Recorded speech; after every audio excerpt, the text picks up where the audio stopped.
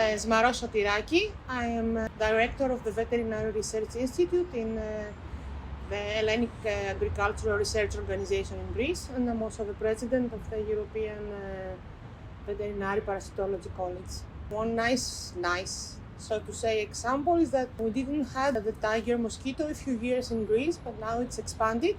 It started from Crete, and then now it's the most common mosquito in Athens, and is coming up to Thessaloniki. So we know that it's one of the best vectors for Dirophilaria, for example. And this was not the case some years ago. So that means that the vectors are expanding, so they bring the parasites with them.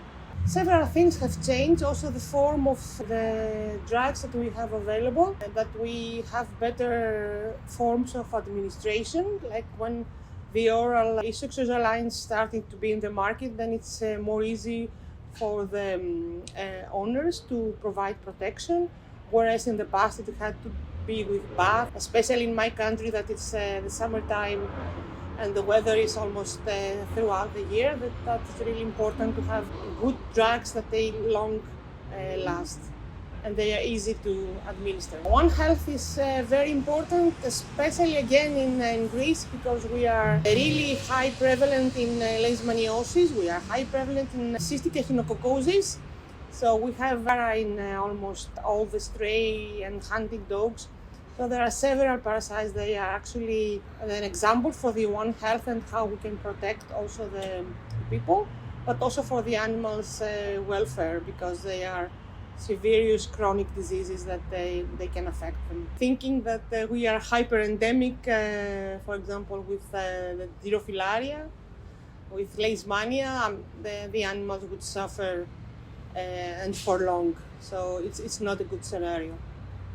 For leishmania, we have several dogs that they suffer for too many years, and they have really often relapses, and the welfare is poor, their health is poor, and we cannot really treat them and get rid of the parasite totally. We also have on the other side toxoplasma, for example, that many medical doctors, having not really the full information about how the transmission is happening, they do not inform the people about the parasite. So we have people abandoning the animals. We have a lot of stray dogs in Greece.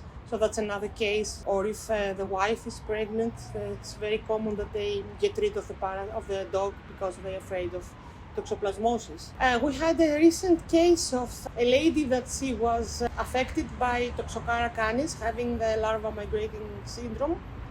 And it was quite striking that it had nothing to do with the dog, because she used to hike around the area that she was living and then trying fruits and things from the forest. So she was hospitalized for several months with different symptoms, and nobody would ever think of the parasite until finally we got the diagnosis.